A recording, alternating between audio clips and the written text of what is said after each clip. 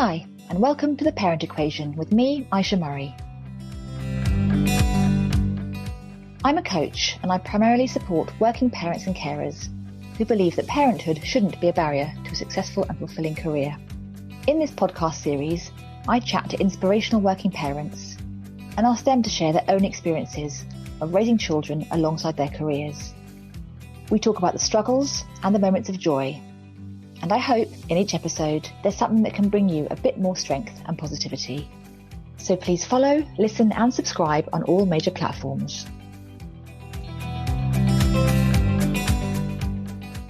So on today's episode, I'm joined by Paul Bulos. You can correct me if I'm wrong with your surname pronunciation, Paul. Paul is the founder of The Complete Coach, specialising in executive leadership and wellbeing coaching. And you've also had a long and very successful career in publishing, I believe. So quite a lot on your plate. Yes, thank you, Aisha. And thank you very much for inviting me to be on your it's podcast. Great. It's great. So I just really wanted to find out first, I guess, is your journey, because you've still got two careers now side by side, I guess. So a bit about your career journey and how being a father and parent and family has changed, how the dynamic has changed as your career has progressed over the years. Okay, yeah, thanks. That's a big question, actually. So You can break it down. Yeah, I'll try and break it down. My journey into coaching is quite interesting, but my career, as you pointed out at the beginning, has been in the publishing and creative industries, and will continue to be so. So that's kind of my main background, as it were. But my interest in coaching has sort of emerged within the last 4 or 5 years as a result of my own sort of self-discovery, self-actualization and awareness through coaching, some issues around some family things which kind of resonated and aligned very much when I looked at my values and what was important to me, and also a project I got involved with at my previous employer, Hachette, which was to do with the wellbeing and diversity and inclusion.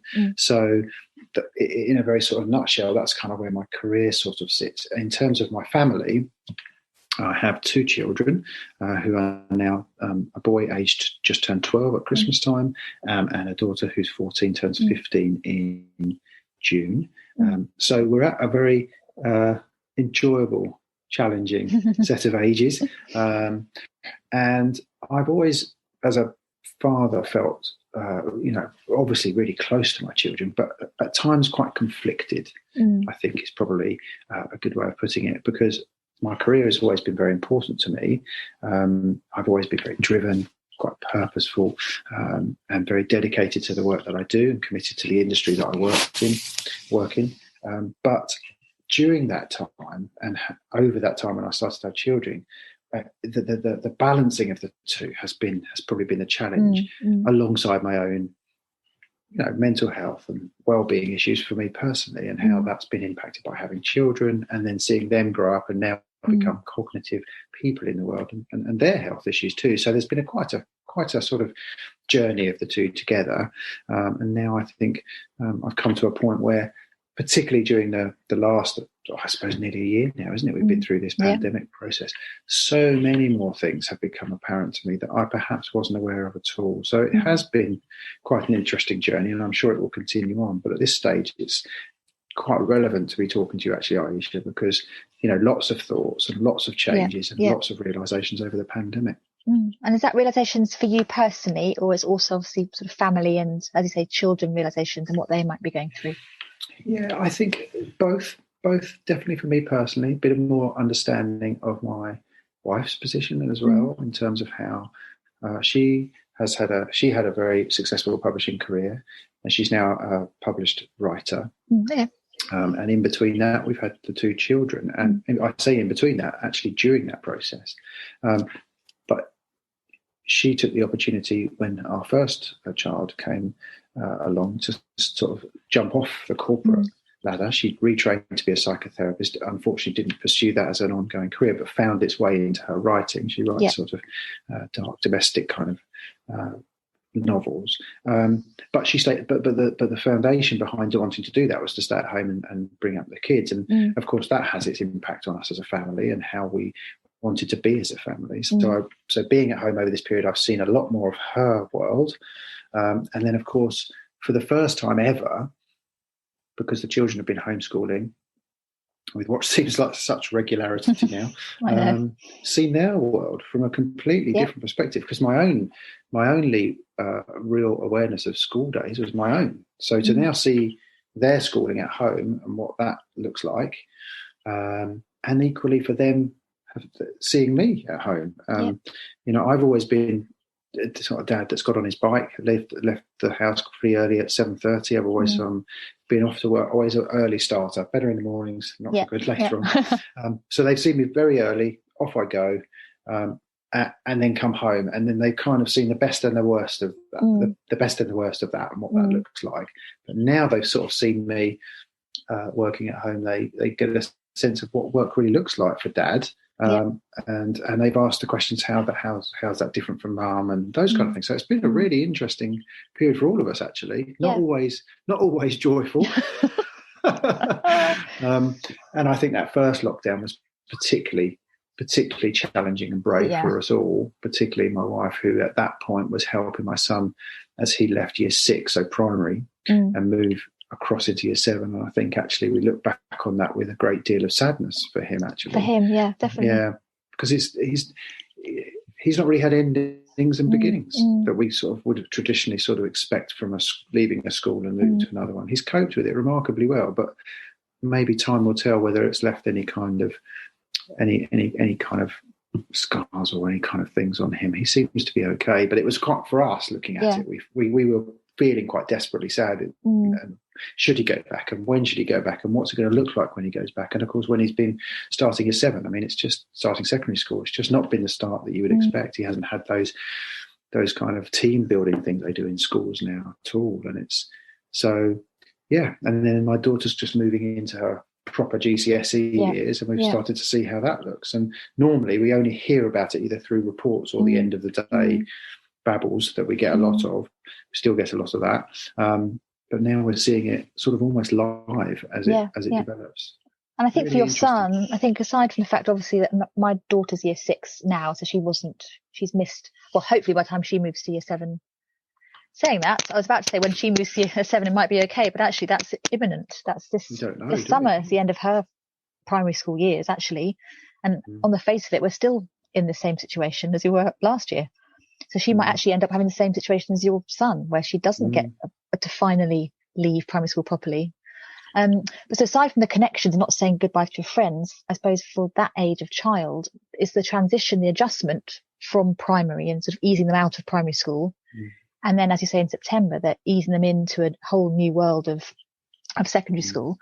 That change curve almost hasn't been managed for them at all. They've just been, it's just, like I said, stopped and started without any time for adjustment and for reflection, I suppose, for those children. And I think it stopped at a time. So for him, it almost stopped at a moment in time in March. And actually, he felt quite ready to move on. I think he was getting a little bit frustrated with the primary school thing. So he was talking up a bit. But because of the abrupt process that he stopped in March, never really went back. He went back for a couple of weeks in the end.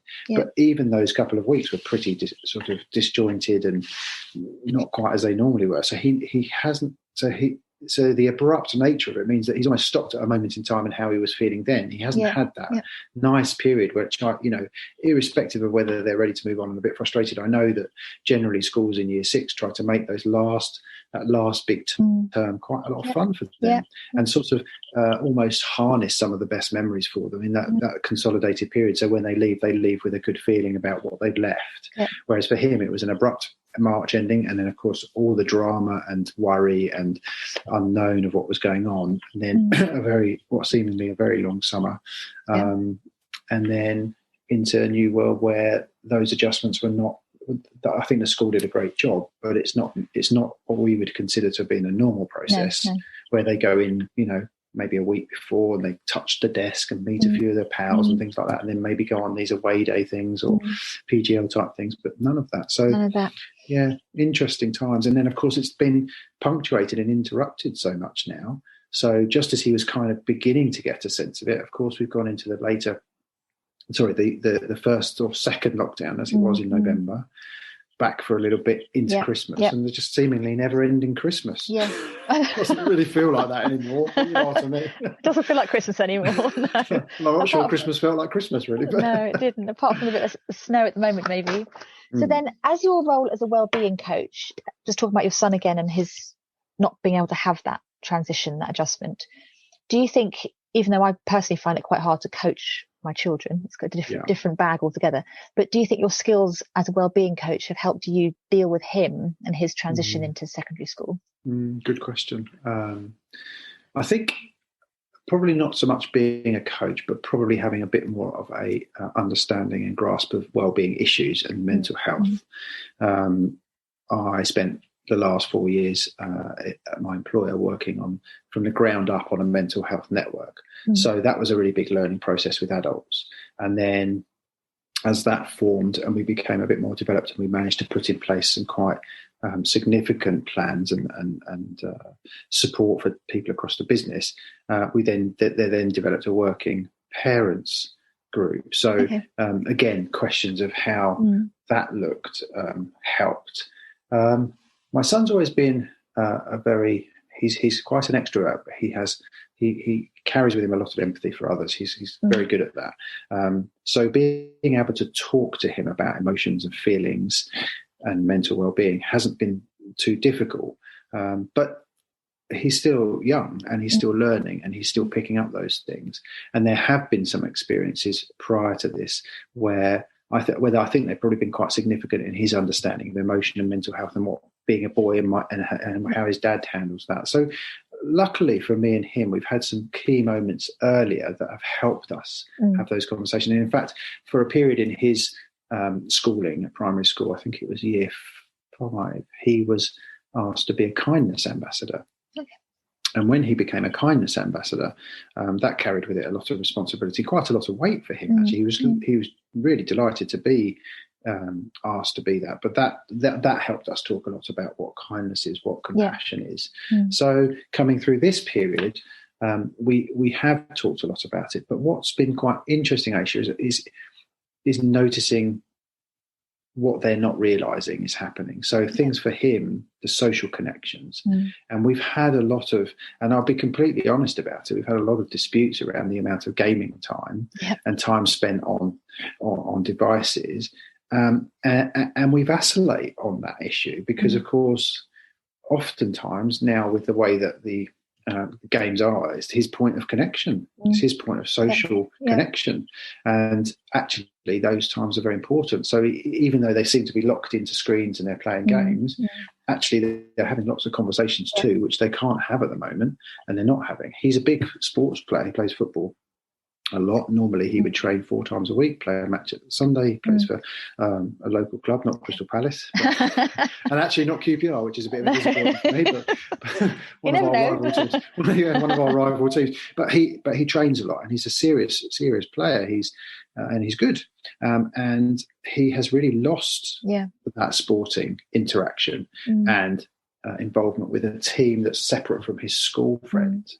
So it's been an interesting process around his mental and emotional health because, of course, the frustrations that we have as parents to try to protect them from being on screens for too long actually means that we're denying him some of the opportunity, or at least we started to recognise we're denying him some of the social contact. So we've had to relax that, which is going completely against the grain of us and our feelings about spending too much time on screens. So there's been lots of things. And then, of course, at the same time as that, my daughter, who's 14, that's a tough stage. Oh, don't tell me that. Yeah, I mean, tough emotionally, but also because she is unlike my son. He's an extrovert and she's more introverted.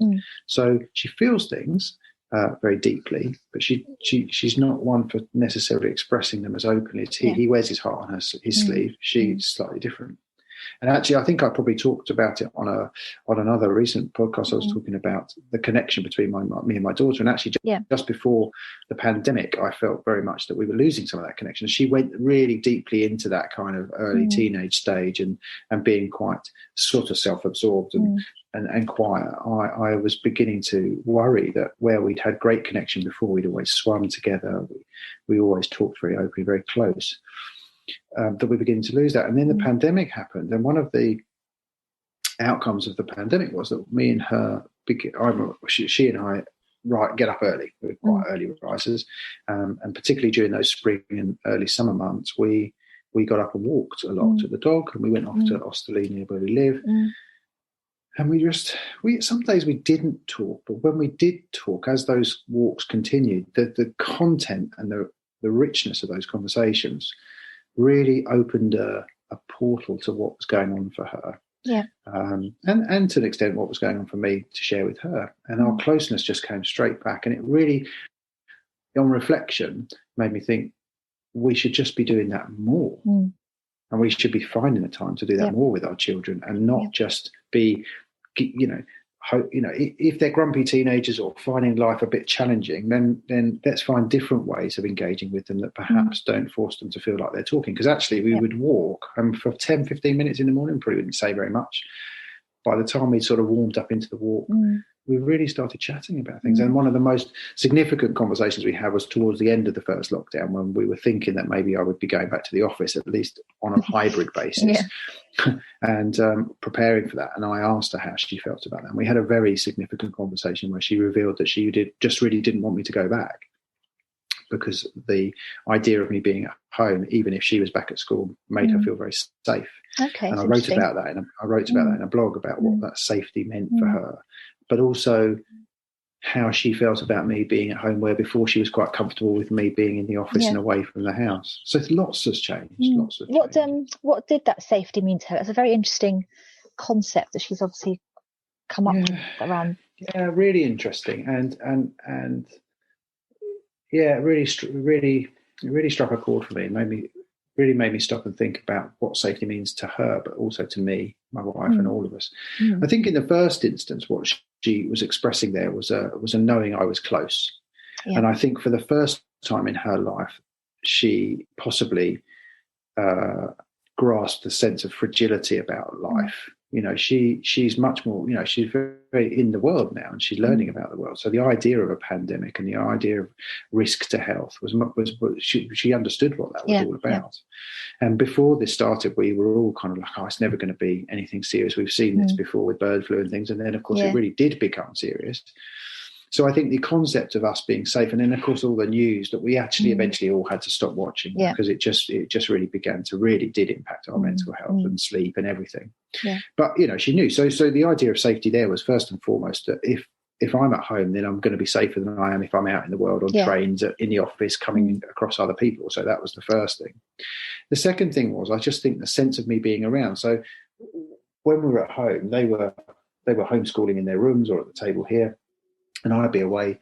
And then I keep popping in every couple of hours, get a cup of tea, see how they're doing, check in, maybe have a spot of lunch with them, finishing the day a bit more promptly to be around them when they finish, but then going back to work. We've all moved around our boundaries in our day to accommodate our families in many ways.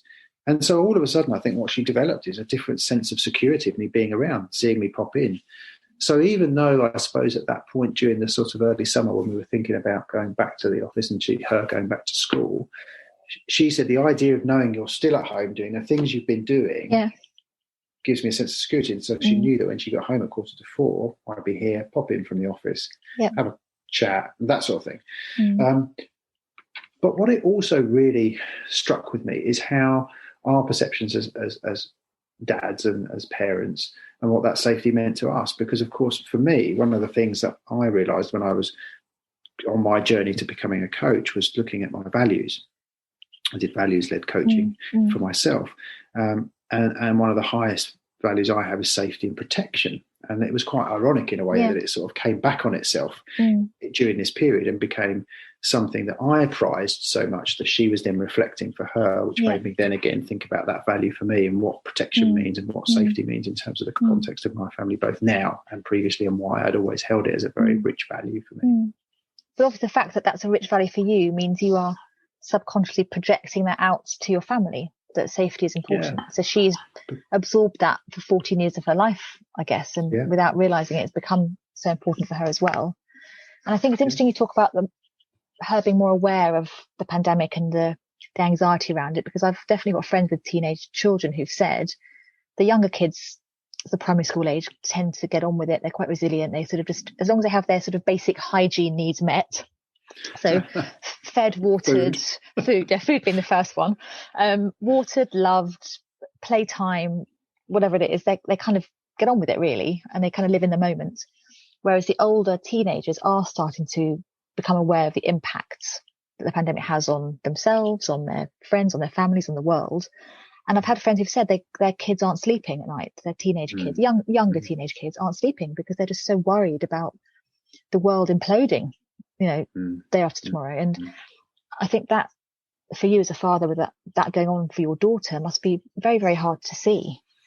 It is, and actually you asked just a moment ago, Aisha, about mental wellness and well-being for me, and I've struggled with insomnia over this period for various different reasons, whether it's to do with the world at large, whether it's been to do with security around work, money, finances, but also my need to protect my family and for them to be healthy, but also for me to be healthy.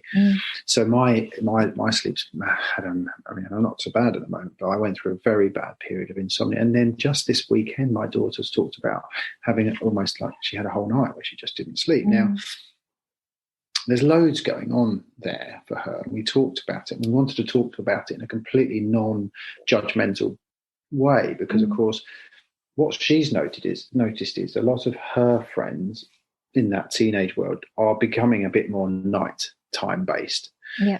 And there's a bit of excitement around that. And I think in the normal sort of circumstances, they'd possibly be going out a little bit more when it's dark and going out into the parks or whatever they do when the world's not so restrictive.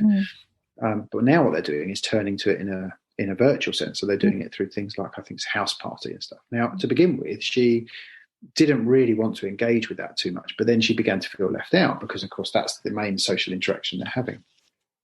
So she started to do that much more, and she's got a lot from it, but actually they've got later and later.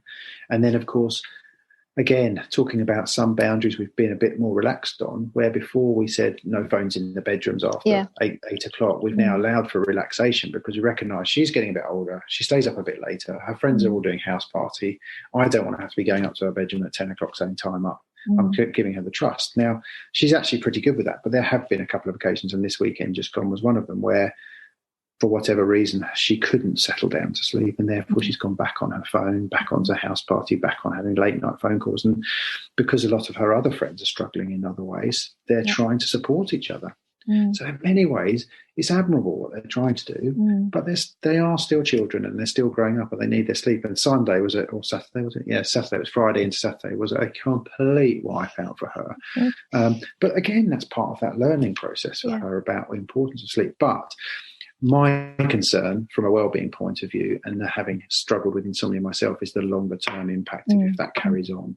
And understanding what's because often insomnia, there's something going on beneath there that's leading to the insomnia, and then the insomnia then becomes that terrible thing you can't get off the track because all you can think about is not sleeping. So, and of course, she's at that age, 14. There's lots of things going on with food and appearance.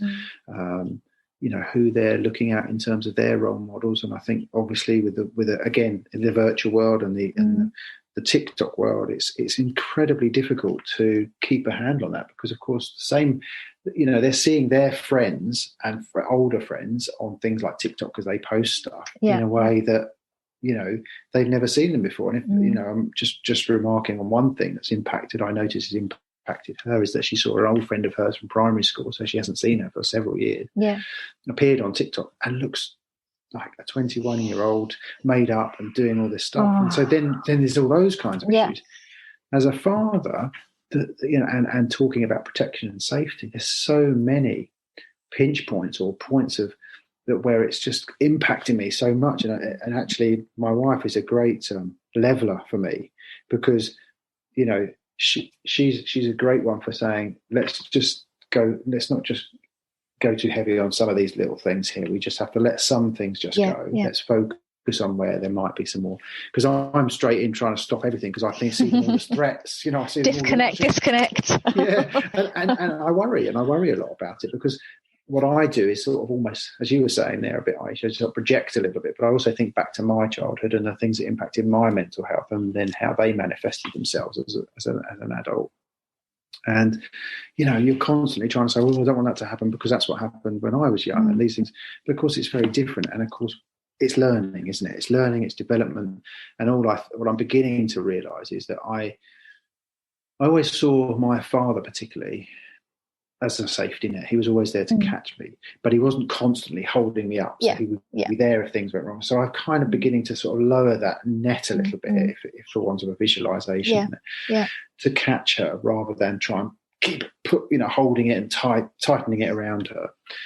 Lots of learnings. It's this parenting malarkey is, people, it's not easy. And everybody sort of, the thing that used to annoy me most, and you kind of almost sort of reflected it back to me then when I said about her being 14 and the challenges there, is whenever you meet parents who've got children slightly older than yours, they sort of say, oh, you wait, you think it's bad now. But I do remember having a conversation with a colleague of mine one morning after we both arrived at work. And I was beginning to say, I think my daughter's becoming a teenager. And he said two things. He said, first of all, it will pass. Just takes a little while. So I said, how long? He said, well, my daughter's getting better now. I said, how old is she? She's 24. Okay. 10 years, great. Past 10 years, yeah. But then he also said something, which sounds a bit, he said, just remember one thing, teenagers lie. They just lie. And that's just part of it. And you just have to sometimes accept that. Not as a bad thing, but it's just part of it. He said, when you were a teenager, I'm sure you told lots of fibs, because that was the thing. I said, well, I don't know what's going on and I don't know what's the truth. And he said, but they're going to lie. So just accept that. And like all things, I think, in life and parenting, you have to come to a point of acceptance of certain things. You just can't change everything and can't control everything. And actually, parenting isn't about control. It's about support. And I think being a coach has really helped a lot of that listening side to my parenting, and listening without judgment and listening without rescuing, so those I think from a coaching perspective I would sort of cite as being really important, but also not asking closed questions except when it's absolutely necessary, because actually if you give children the scope to be able to openly talk, it's amazing what they'll walk into and reveal about themselves in a really, but also reveal to themselves. And I think that's what's interesting about the walk and talk that you mentioned before. So my very good friend Annie Townend, who's a much more experienced coach than I am, much more experienced, is a great champion of the walk and talk. And a lot of her coaching revolves around that for exactly those reasons that you've explained with your daughter, that as soon as you get out shoulder to shoulder, even if the first 10-15 minutes are almost silent, it's just time where you're reflecting, they're reflecting, things going on, etc. And then it starts just to flow naturally, and as you say, without feeling closed. And the amount of information you get out of a child in that situation, I mean, I haven't quite got there yet, they're not quite old enough, but I can imagine is really rewarding time to have that honest conversation with them. It's just them letting everything go in a very, as I said, honest, non-judgmental, safe space. I think the thing I'd agree with you totally. And I think also they feel safe because they're outside. They're not in the confines of the home where they've got all these things around them that remind them of how sometimes life can feel quite restrictive as a child trying to grow up when your parents are trying to tell you what to do all the time. But also the openness and space. And I think we all find this, and I'm sure we've all experienced this now through the pandemic, that walking is a really great thing, both physically and mentally, because you're in the space and suddenly the world just seemed like it's not quite so terrifying, and just taking some breaths and some walk.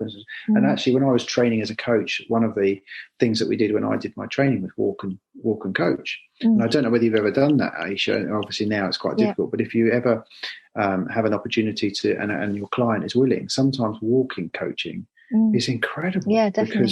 Because your eye contact can sometimes inhibit honesty and openness.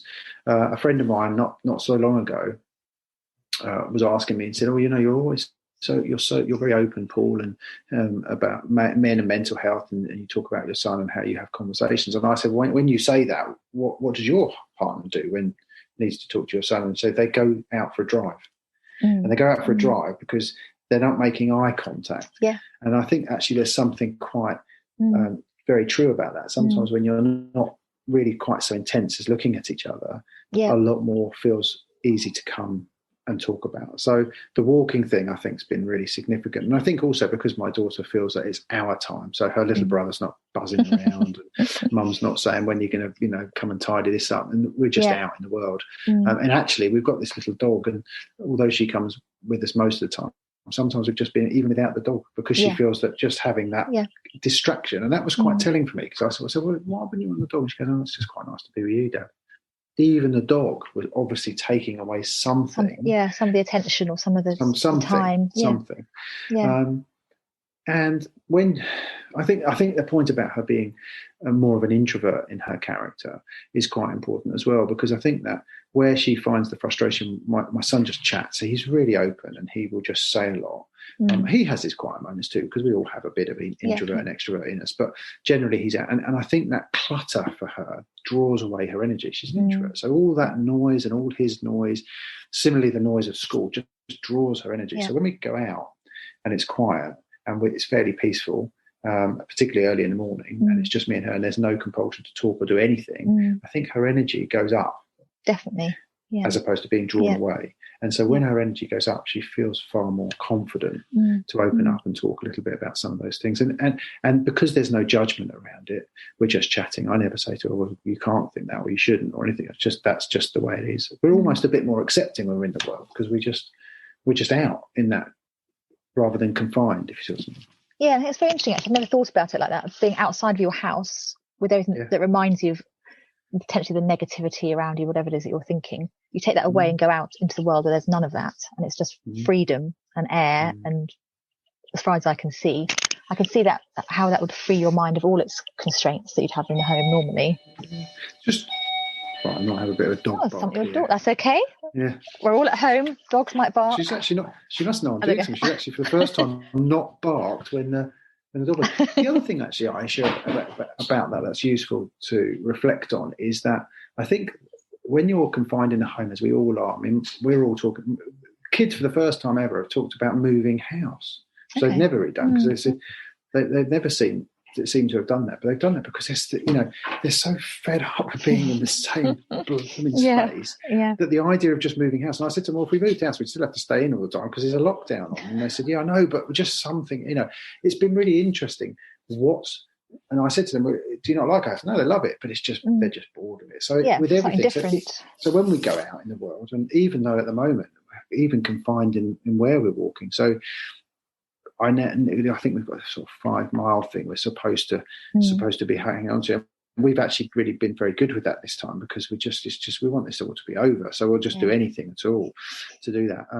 Even the walks, we've been very creative in how we make those various walks that we have to do more interesting. And so very, very interesting times. But I think in terms of my coaching and also my work, they've been much more noticing what I do.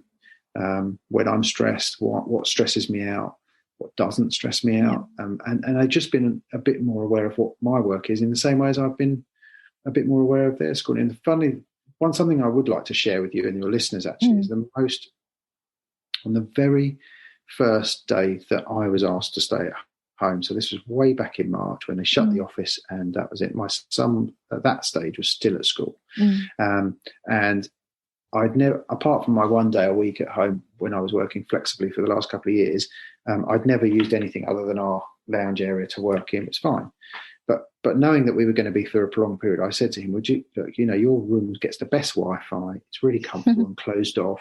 It would be really nice to be around your things a little bit. Can I use your desk as my sort of office for this time? And he was like really happy about that. He was really made up about that. And the first day I went in on that Monday or whatever day it was, I opened my my pad there that I had, and he left a little note on the sweetest thing, Aisha, honestly. And in that gave me instructions about how to turn the television on, where the pens were and all that.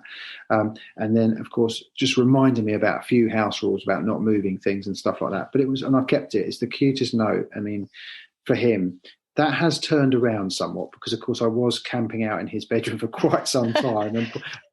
And by the time we reached the summer, he was desperate for me to be out, because, of course, all he could think was he's not going to be able to use his bedroom during the summer months. So we found an alternative. But I just wanted to share that, because I think in terms of him supporting me, knowing I was going to be at home, and that protection and that safety. What he was trying to say is, yes, you can use my room, and here's all the things you'll need to know about using it, so you're okay. Yeah. And again, it's that kindness. That's why he was a kindness ambassador. It's that kindness shining through. He's not always that kind. No, he's still a little boy. He's still going to have moments. So. Yeah, I mean, the biggest challenge I've had is sport, actually, because I'm very sporty. I've always looked after my physical health because it really helps my mental health. And in fact, one of the biggest challenges of me, I'm a big swimmer, has been the closing of the swimming pools. Yeah. I mean, I've got alternatives to that, but my default when I'm really struggling mentally and emotionally is a swimming pool. It really helps me more than anything. So the closure of the swimming pools, I swim normally every day, very early. The closure of the swimming pools has been a real challenge for me. But one of the other things is that, of course, because of his football and his sport, I've been quite conscious of trying to keep him fit. And there's a really big learning here for me, because he thrives in a team environment, absolutely thrives in a team environment. And so me trying to help him and support him in his sporting endeavours and fitness has been a real struggle, because I can't replicate a team. I can't replicate his teammates. I can't replicate how they train as a team. And it's actually become it became a real point of conflict between us, because of course what I was trying to say to him is, look, we just have to do this once, for 45 minutes a day, and then you'll be, by the time you get back, you'll still be quite fit, and it'll be, you won't have felt like you've got all that ground to make up, and you might even be ahead of a few of your teammates, so you feel positive about how you've spent your time. But it just became a real point of conflict, and so we found ways around it. I probably shouldn't admit this, but we've actually found we've got our the older Wii games. We found on there we had Michael Jackson's dance thing. Wow, that's retro. I know. It's totally retro. He absolutely loves it. Oh. So just because it's, but because I sort of said to him, I'll do it. I've long gone during this pandemic of the days of being embarrassed about what you look like in front of the kids and how things are. They've just seen it, warts and all. So I said, go, I'll do it with you. It'd be a bit of fun. And so we've started doing, as part of his routines now. He's got a bit better now. He now realises that he has to keep himself fit because this is going on. Is at least once a week we do a sort of, hour-long Michael Jackson copy it. Oh my God. My daughter finds it utterly hilarious. I'm not sure what I look like. She was, the other day, my son said to me, Dad, you just got to watch out. She's not filming us. And it ends up on, and I said to her, that really would be crossing a line for everyone. Now, if she listens to this podcast, then she may think, okay, maybe next weekend I'll film. So, you sort of, you think about the things that have happened and changed, but you would never catch me dancing to Michael Jackson with my son. No, exactly. And you'd never see him being so open to do it. Yeah. So some lovely things have come out of this. There are. And it's similar actually at our house. So my husband's very into his physical fitness, always has been, pre-pandemic, and is a big gym goer. So when the gyms closed, similar to your swimming, he was just devastated that his gym had been taken away from him. So he set up a sort of makeshift gym downstairs, all his weights and everything else. And now my little 6-year-old, when she sees him doing his weights, she comes and stands next to him, grabs a little plate, on the smallest plates, and she's there. Aww. She's there doing her kind of kettlebell swings, sort of makeshift kettlebell swings, and her press ups and her plank next to him. And it is the most adorable thing I've ever seen. It just makes my heart explode with love when I see that. And she would never have seen that before, because he'd be out at the gym doing it, So she would know that Daddy goes to the gym, but wouldn't really know what that meant. And talking about role modelling, which we do talk about role modelling a lot in coaching and looking up to people and perpetuating things you see, she is now seeing her dad exercising, taking care of himself physically, and enjoying it. So she's now enjoying it with him. So hopefully as she gets older, it'll be something that goes with her into 100%. Her sort of teenage and adult years, of understand the benefits of being physically fit and enjoying it and all those kind of things. So yes, there are definitely things to be, positive things to be taken from being stuck at home for a year. I think that's a lovely thing to hear, and I think it really speaks volumes about modelling. And actually, you talked briefly about some of the coaching stuff, and I've worked in leadership roles at work, and I've done the wellbeing thing, and the modelling piece. Children reflect it And that's where we should learn from, because when children see something happening that they see as having a positive benefit or is part of everyday life and normalized for, in this case, your husband, then they follow it because they think, well, there must be something good about this. And actually, I quite like to be a bit like daddy, you know. Now, when we replicate that same principle to the workplace, and as you say, in coaching terms, and as we're talking about parenting and dads and things like that, you know, I think that issue of modelling has to be something coming out of this pandemic and staying at home that's going to be really important, and it'll be really interesting how it translates back into the workplace when we go back into either hybrid working, and how leaders and managers help their people, but also how their people in their teams help the managers. And I think modelling is a big part of it. And I think I know that James Miller from Working Dads talks about this the same in Dunwoody, talks about it in terms of, you know, when we talk about flexible working and dads and what's available to them, how many dads are going to pick up the baton and say, do you know what, actually now's the time for me to model this and do this, both from a very senior leadership, but also within team frameworks, and how I spoke to James about this and Ian about this in terms of the vocabulary that we use in the business world or in the working world as well as dads, so that we don't feel that we can't say, actually, do you know what, I'm not going to book in that meeting at that time because it's really important I'm at home to be with my children. If we start to see that modelling more, and people actually, men taking up that flexibility, that's going to help everybody. It's going to help. It's going to help the gender difference, the gender pay gap. It's going to change that way that people view themselves and other men view men in terms of their children. I think sharing those experiences and modelling it amongst men is really important. And one thing that really alarmed me, actually, I mentioned very early on that I'd been involved at work with a Working Families network or peer support group.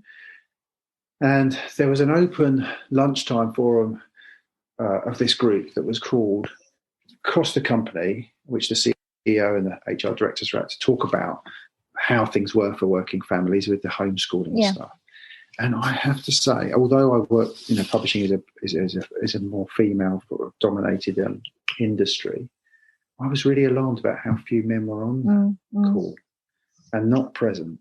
And it did make me question, why not? Why are they not here? Do they not see themselves, or do they not feel there's permission for them to be part of that conversation?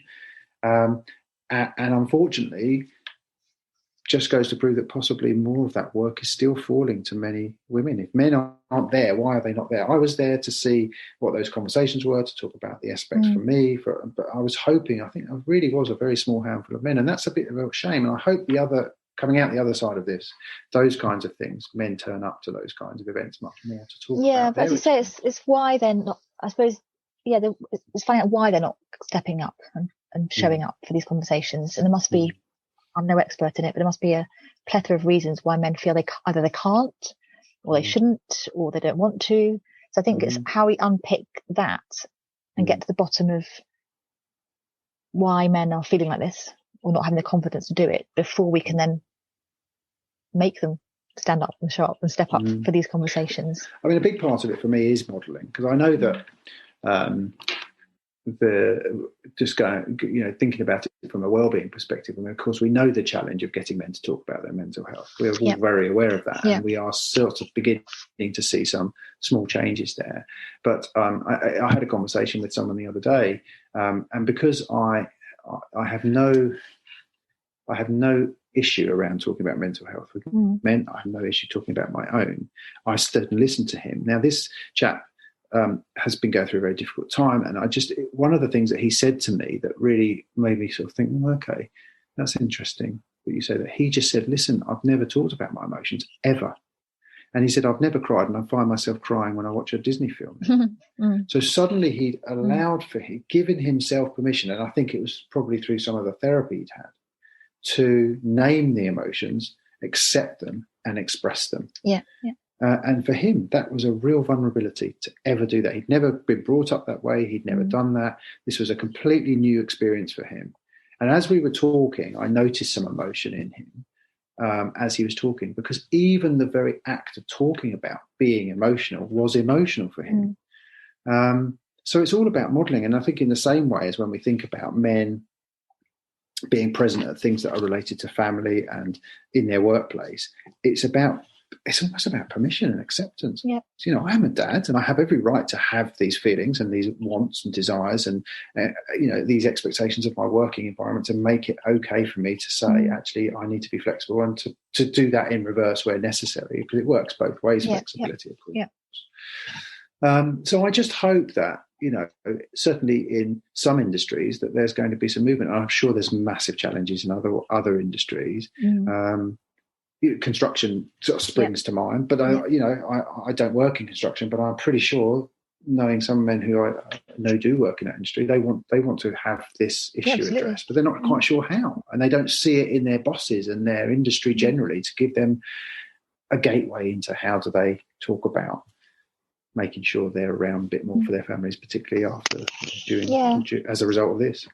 As you say, it's a very generational thing to the modelling. So I'm in my mid-40s, going over the edge of mid-40s soon, and my dad was very hands-on. He was very present, but he was traditional, late 70s, early 80s dad. So he wasn't sort of as involved as a father would be now.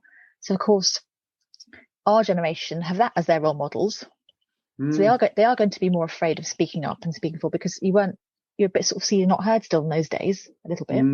Whereas now, hopefully for our kids, we are modelling something quite different to our parents' generation. So slowly but surely, as the generations roll on, these things are changing, but probably quite a lot more slowly than I would have thought, actually. But there we are. Yeah, I mean, that's funny enough. As I was walking today, my wife, we were having a conversation about modelling, because my son's speaks up as an advocate very much for various different things that he strongly believes in, and I'm very proud of him for that. And he's pretty much done that off of his own back. And my wife said, well, he must be seeing it and hearing it a lot around us, which is true. But interesting you say that, Aisha, because my background, my father was Egyptian, and he came from a very family-centric culture. My mother's English, and she came from a slightly less open family culture. So interestingly, I get my feminism from her, because she always worked. She was the real worker in the house, and she focused a lot on that. And my father was much.